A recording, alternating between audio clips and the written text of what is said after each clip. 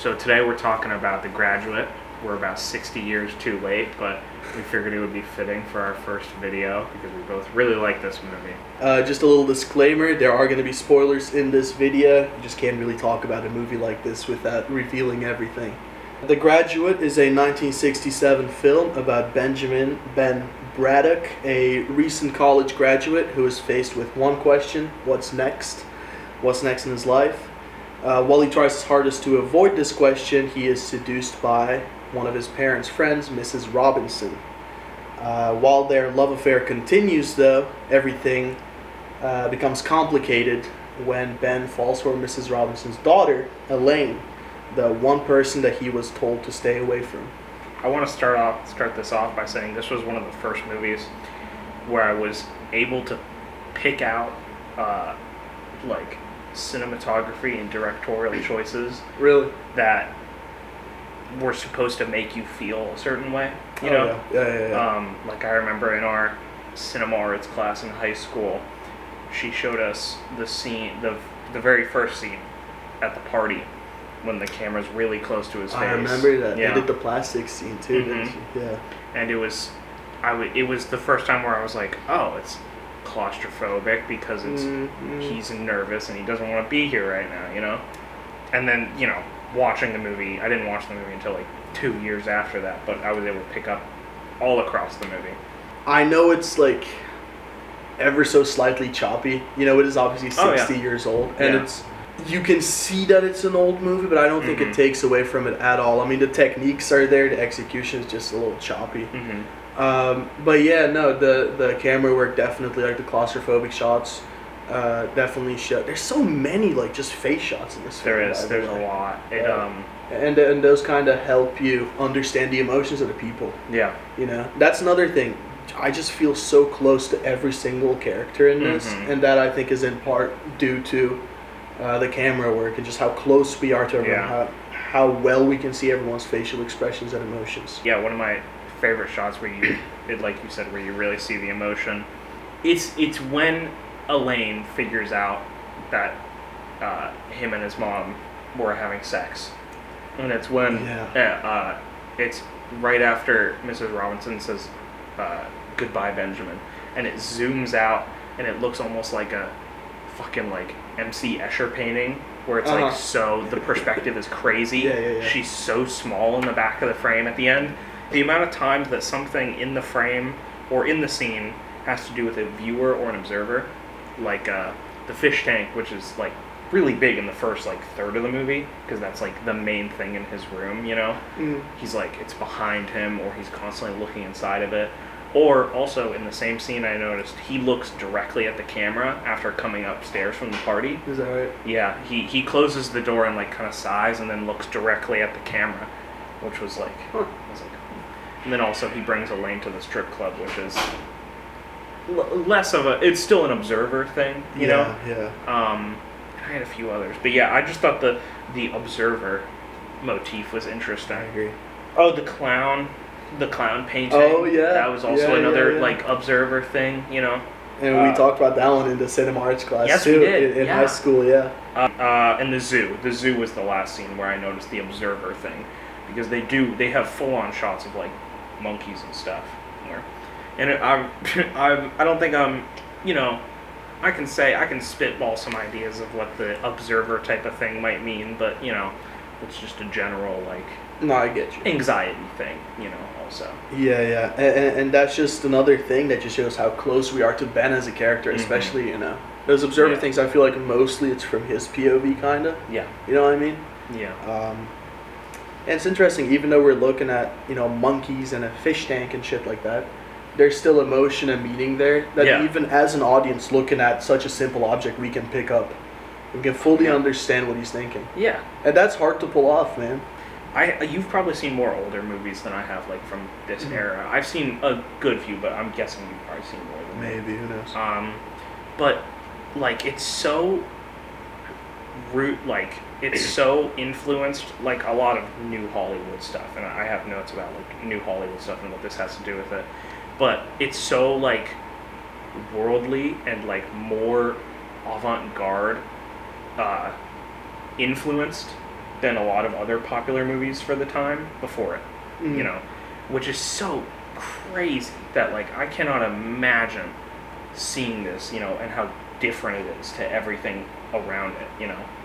It's interesting you say that. If we can kind of switch over to the time and maybe even award season. Yeah. Guess what else came out this year that was at the same Oscars? Was it 67? Yeah. Oh, God, I'm not good. You ready? What? Bonnie and Clyde. That's, Another okay. very, very another ahead of its landmark, time movie. Exactly.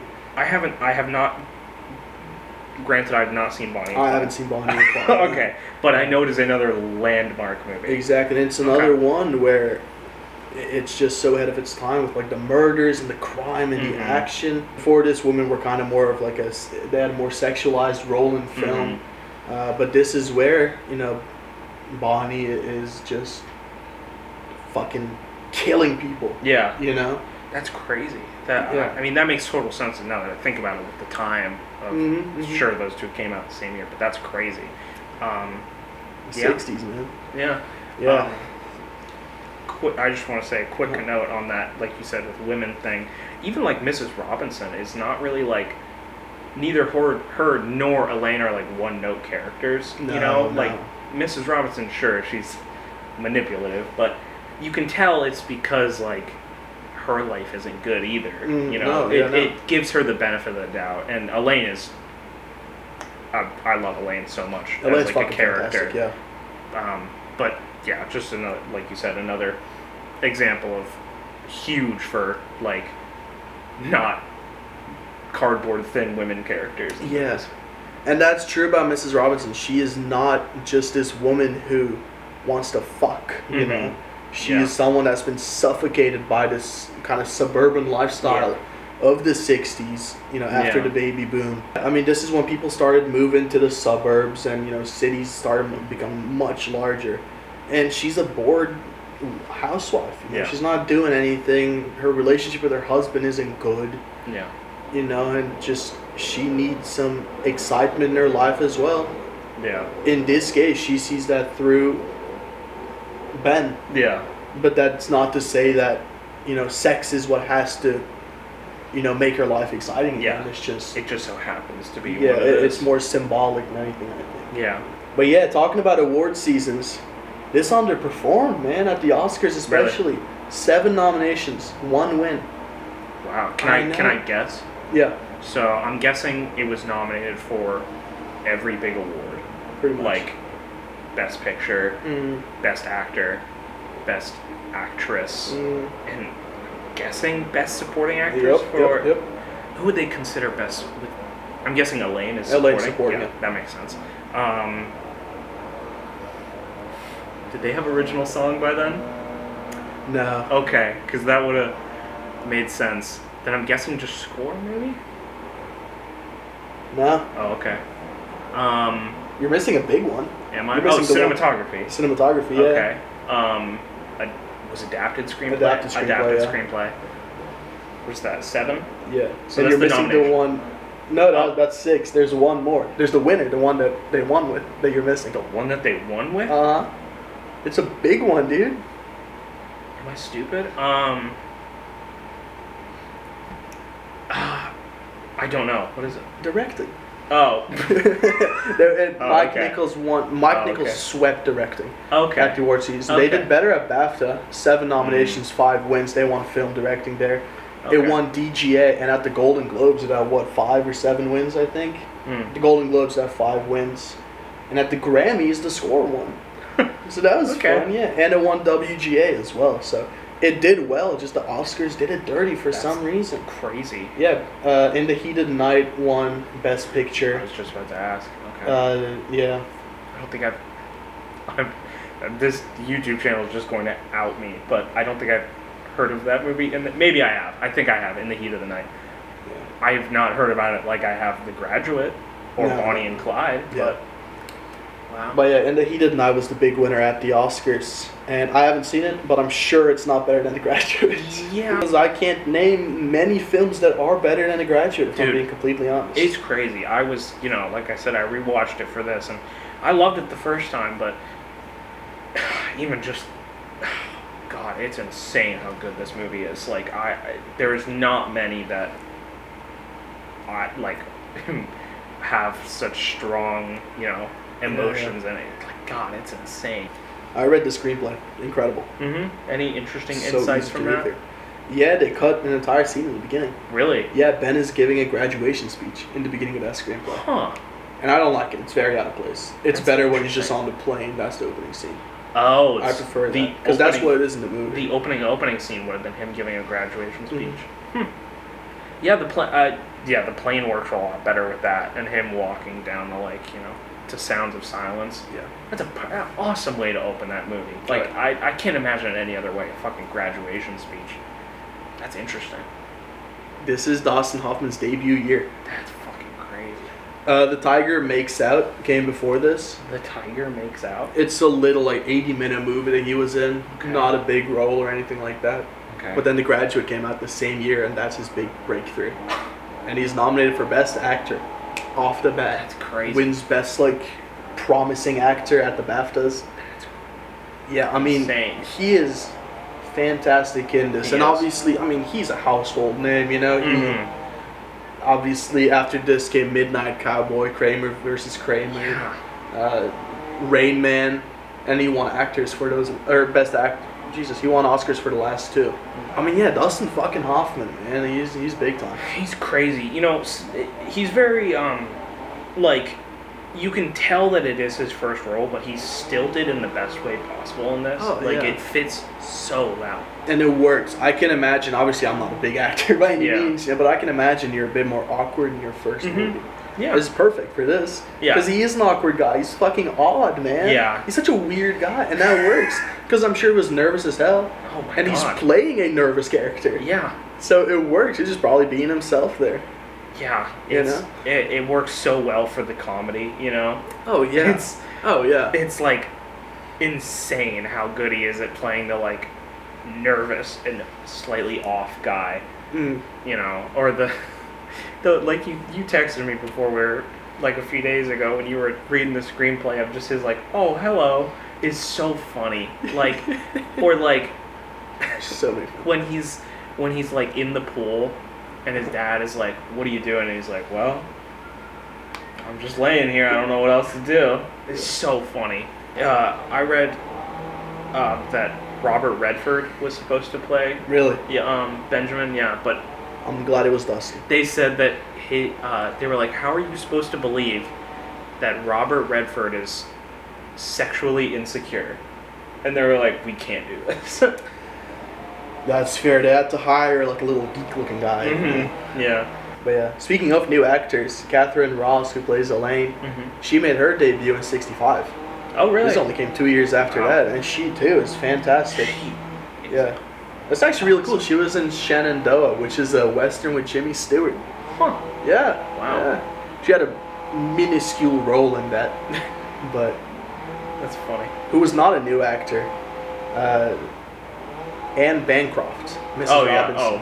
She'd won an Academy Award before in '62 for The Miracle Worker, nominated again in '64 for some other movie, and of course nominated again in '67. For the '60s were big for her. Yeah. She'd already won 2 Tonys before this. Really? Yeah. She's a Broadway person.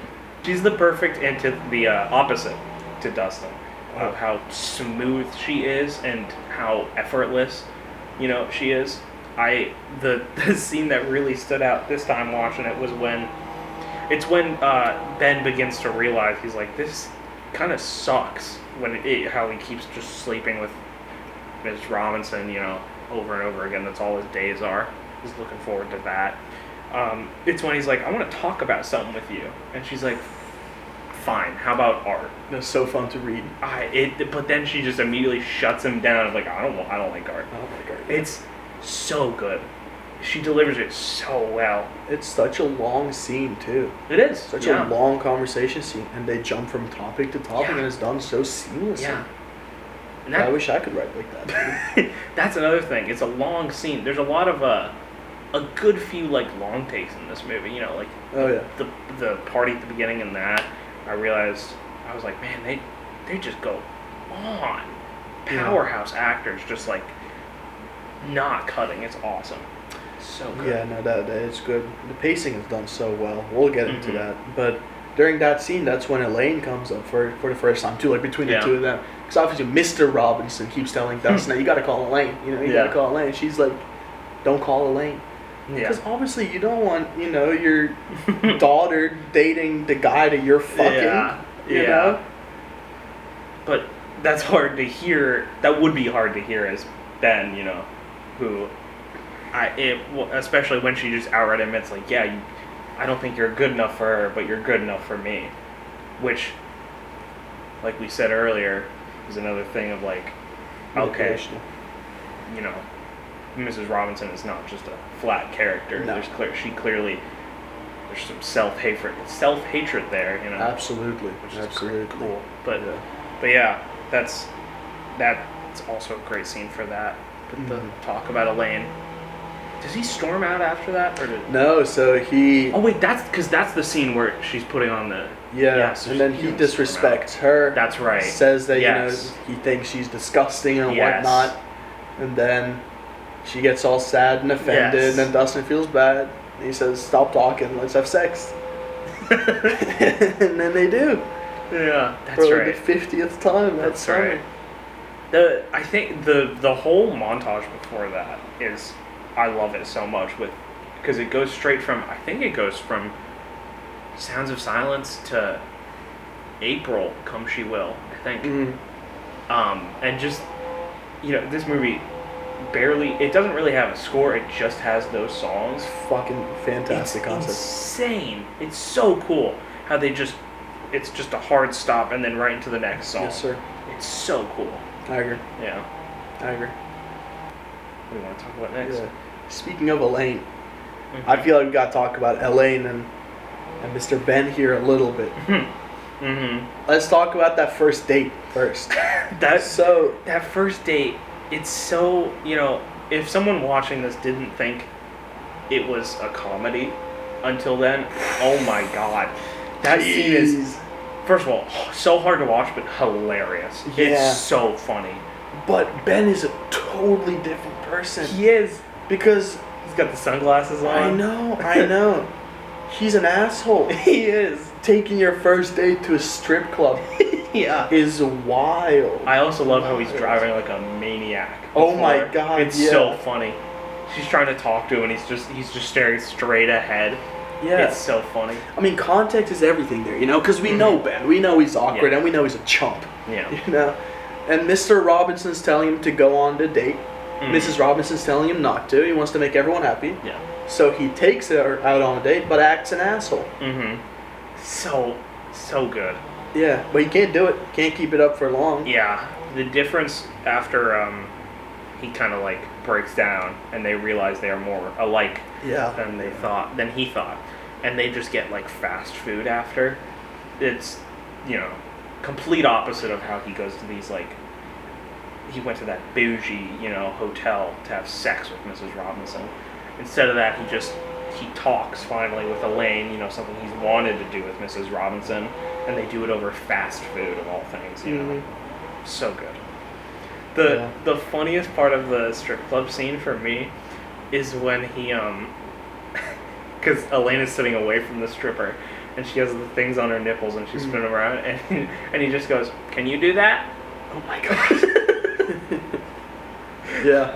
So good. He's so funny. Very shortly after that, Elaine finds out about Ben's little secret. Yeah, Before we get there, okay. they go to the hotel before that, and they keep talking to him. They keep calling him by his name that he has been Oh yeah. getting the rooms under. And Elaine is confused and stuff, and Mhm. and then they That's drive right. home. That's right. So she's already like, what the fuck is going on? That's right. One thing leads to another, and he's there in Elaine's room while Mrs. Robinson's coming upstairs, and he's quickly telling her like, there's something got to tell you, this person that I've been fucking, because she knows at this point that he has had an affair this summer with a married woman Well, with a child. Isn't that whole scene? I thought he just drops her off at home, and then it's a different scene because he's in like a raincoat. No, it is a different scene. Yeah, that's It's, yeah. it's just a few days later. Okay, yeah. Or it's the next day, maybe. Yeah, but continue. Mrs. Robinson comes in, and there's that realization scene. Mm-hmm. So good. So good. Yeah. Imagine how that feels. Imagine how that feels. Imagine you went on a date with a girl tomorrow, the first date. The next day you find that she's been sleeping with your dad all summer. Would you fall in love and marry that girl? I don't know about that one. I don't think so.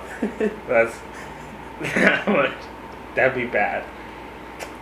Yeah, well, we'll get there. Yeah. Oh, the wedding? Yeah. Well, before that, yeah, I know. Some interesting shit happens. She goes back to Berkeley, and Ben follows her. Before that, he tells his parents, I'm going to marry Elaine Robinson. That's another hilarious She scene. just doesn't know it yet. And what's the, is that the first scene? No, that's not the first scene. I was going to say, is that the first scene with the instrumental version of Mrs. Robinson, but that's later. That's another scene when he's driving. Mm-hmm. That's still like, April Come She Will, which is so interesting how they split the movie between the songs. It's like, they don't really mix them ever, you know? Yep. Yeah. You're right. Man, I like the Berkeley half of the movie a lot. It's interesting. I did not, when I first watched it, I did not, you don't expect that, I expected it to just completely take place between, like, their two houses, in the hotel. Yeah. But yeah, it's good. It's really good. Elaine is weirdly receptive towards Ben. Why do you think that is? I don't know. They're in the same place, as each other, not, but this is rebellion against the parents too. Yeah, it's the same place in that regard. Of neither of them really know, like they talked about earlier. I mean, I still don't know if even if I had bonded with someone over that, if I would, take them back after,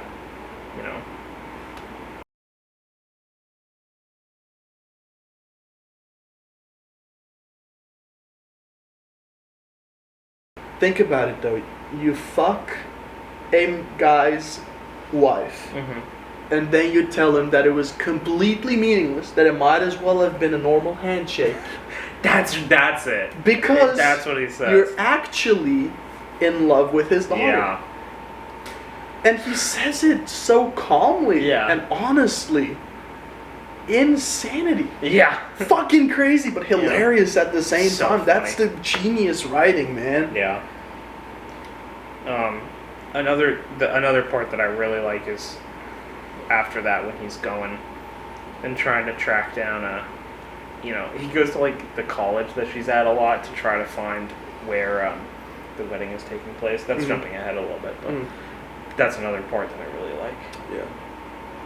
Did you remember when you first watched this that Mrs. Robinson told Elaine that Ben had sexually assaulted her? No. I don't remember that. It's a very, that's another insane thing as to Elaine taking him back. It's like, I don't know. Okay, even after that, he tries to defend himself, but and he believes Ben over his mom. She, you mean? Yeah, she believes Ben over his mom. Yeah. After this huge, incredibly serious accusation has been made against him. Yeah, that's like... He says once, no, it's not true. Yeah. And she says, oh, okay. Yeah. That's after she, she, screams, That's, I feel like it's just a... Oh, that scream, man. She's just getting everything out, Chilling, dude. Yeah. Let's talk about that wedding scene, Connor. It's a really good. It's so good. Gorgeous. It's for a '60s movie, the way that everything pops. I just remember seeing like how easily you can see like the sweat, so much sweat pouring on Ben's face. Yeah. So good. Everything is so beautiful. Yeah, he's all dirty and sweaty. Like, you can see the guy's been through it. He's been looking for this woman. Yeah. And that was another scene, or that was the scene where I obviously it's the last scene, so of course everything is going to click into place, but it's really, he's fighting someone back with a cross, Yeah, and it's like, so Ben has finally gotten his more interesting future, he's stopped a wedding he wasn't allowed to go to. He was specifically told, do not go, you're not invited. And he stole the bride. The bride went with him after, like I said, fighting someone off with a cross. Before we go any further, we gotta just push it back a little bit. Okay. Because you kind of skipped over what I think is the most impactful part of this movie. Okay. Where Ben is upstairs hitting the glass. Elaine! Yes. Elaine! Yeah. And then it goes completely quiet and she screams out, Ben! Beautiful, So bro. It's I was so good. reading it in the screenplay and I felt so emotional. Like that one line answers every single question that we've been asking throughout the film. How is this going to work out? Are they going to get back together? Are they going to get married? And they are married. It's official. Yeah. With that scream.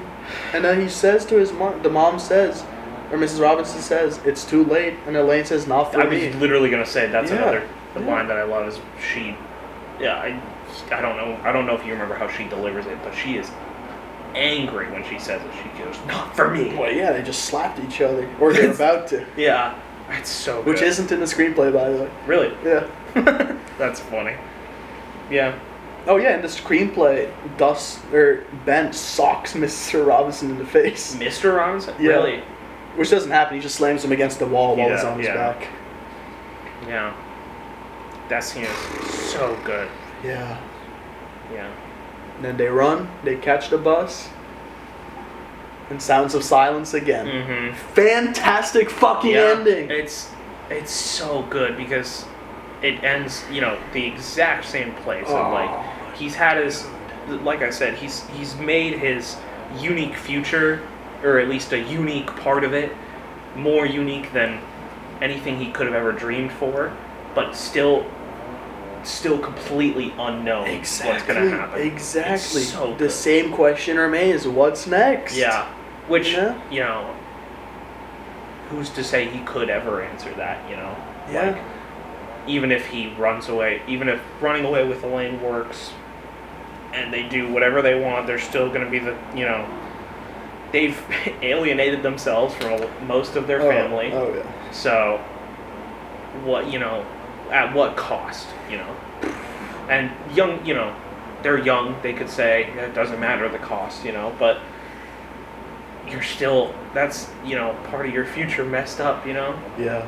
And we gotta talk about the time and place of this too. This is at the rise of the hippie and the youth movement. Yeah. Woodstock is gonna be in 2 years. Maybe it'll go there. That's true. Yeah. But like I feel like this comes at a time where that divide between, parents and the youth does really happen. After that baby boom. Yeah. I did some very light research on, like, that era and why this, a lot of them were unsure about their future and were more disconnected from their parents. Yeah. And it, what I gathered was it's like, their parents were World War II, obviously not all of them, but they come from World War II generation, either, the Greatest Generation. And they, they had their kind of future set for them, a lot of them are wealthy, so they have kids, and they treat their kids exactly how they were taught of like, hey, you'll just do this. You either follow in the family. Hi, Donovan. Bye, Donovan. Bye-bye. See ya. Nah, we're leaving this in. That's fun. They were taught exactly how their parents taught them of, it'll all work out. You'll figure it out. You'll go to college, and then you'll get a job, Vaguely just push them out of the house. But the world is evolving at such a rapid rate, and like globalization of like literally everything. They're wealthy, they know everything, but like they know everything also. Like it's a double-edged sword of that. Also means they have any option, so they don't know what to do. Yeah. And even though this is 60 years ago, how relatable is that? Especially then. It's crazy, Man, Connor and I, this is our first day of class, Yeah. in our latter half of our college careers. Yeah, we're filming this, like you just said, on the first day of class in our third year. It's crazy. Yeah. In 2 years, we'll be out of here, and we'll be faced with the same question: what's next? Yeah. But yeah, it's just so interesting. Like you said, it's a specific time, but also timeless. You know, like that feeling.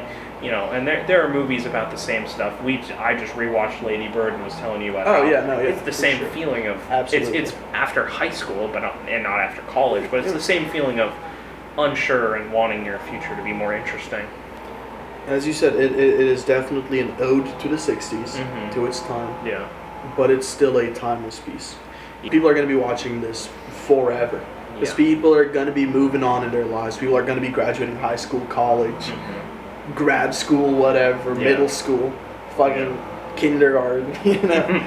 I mean, they're always going to be faced with this question of what's next. Yeah. Yeah.